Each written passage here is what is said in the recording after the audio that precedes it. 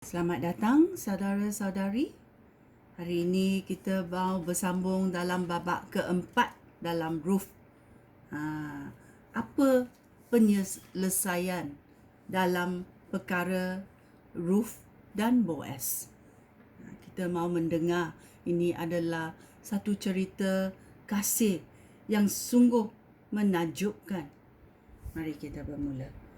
Boaz berkahwin dengan Ruth.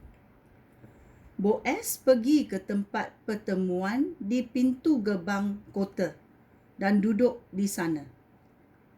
Pada masa itu, orang yang disebutnya saudara terdekat kepada Elimelek lalu di situ.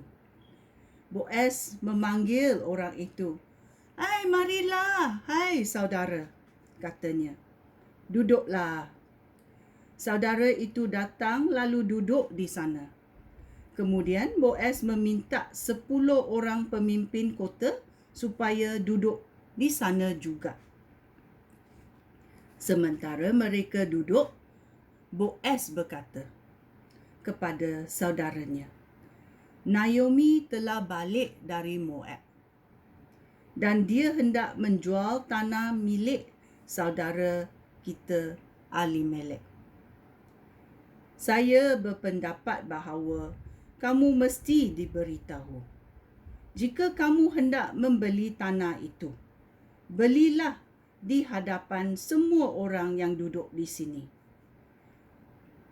Tetapi, jika kamu tidak mahu membeli tanah itu, katakanlah, kerana kamulah yang pertama berhak membelinya. Kemudian, barulah saya." Oleh itu, orang itu berkata, Saya hendak membeli tanah itu."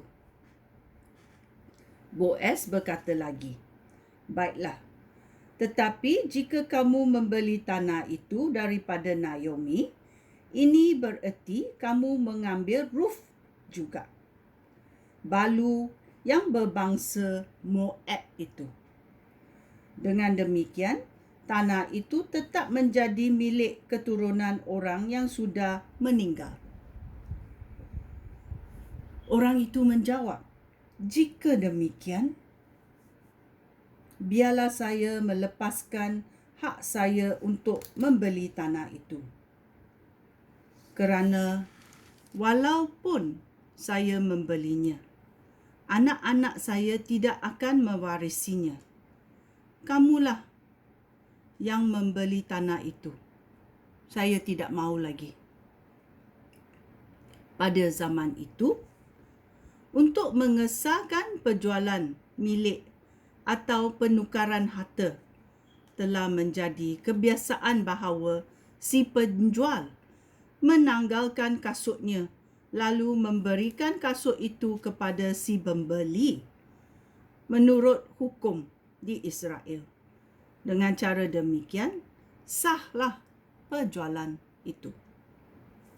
Oleh itu, apabila saudara itu berkata kepada Boaz, "Kamulah yang membeli tanah itu aja," dia menanggalkan kasutnya lalu memberikannya kepada Boaz. Selepas itu, Boaz berkata kepada para pemimpin dan semua orang yang ada di situ, "Saudara-saudara menjadi saksi hari ini bahawa daripada Naomi saya telah membeli segala yang dimiliki Elimelek dan anak-anaknya, Kilon dan Malon. Di samping itu pula, Ruth, wanita Moab, balu Malon itu, menjadi isteri saya sekarang. Dengan cara ini, tanah orang yang sudah meninggal akan tetap menjadi milik keturunannya. Keturunannya pun akan tetap ada di kalangan sanak saudaranya dan tinggal di kotanya. Saudara-saudara yang menjadi saksi hal itu pada hari ini." Para pemimpin kota dan semua orang yang berada di situ berkata, "Baiklah, kamilah yang menjadi saksi.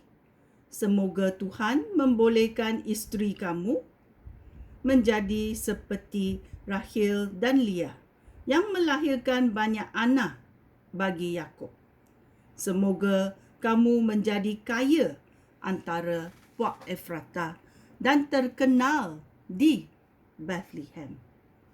Semoga anak-anak yang akan dikurniakan oleh Tuhan kepada kamu daripada wanita muda ini menjadikan keluarga kamu seperti keluarga Perez, anak Yahuda dan Tamar."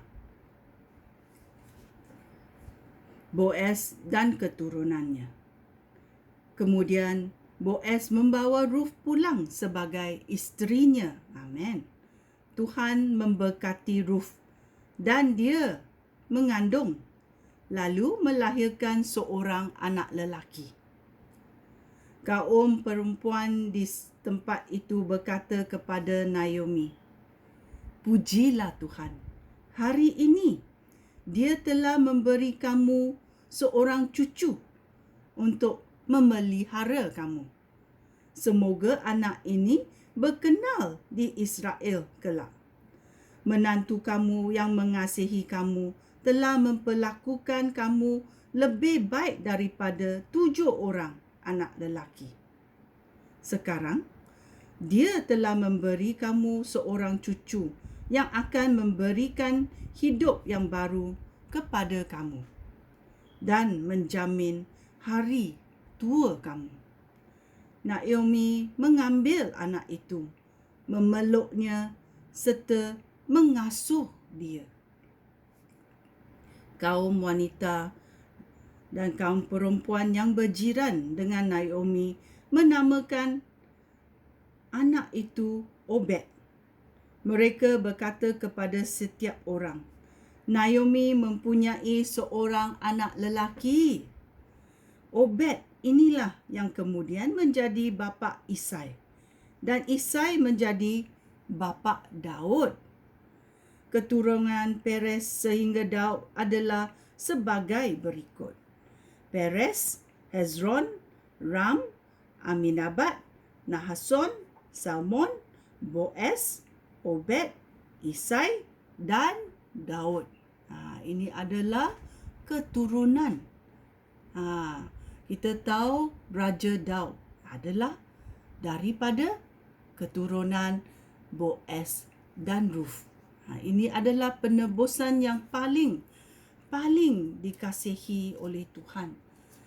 Tuhan mengambil seorang asing, iaitu Ruth, yang berasal dari Moab, dan menebusnya kerana dia mengikuti Tuhan dalam riwayat hidupnya, dan Tuhan memberkati dia dalam semua.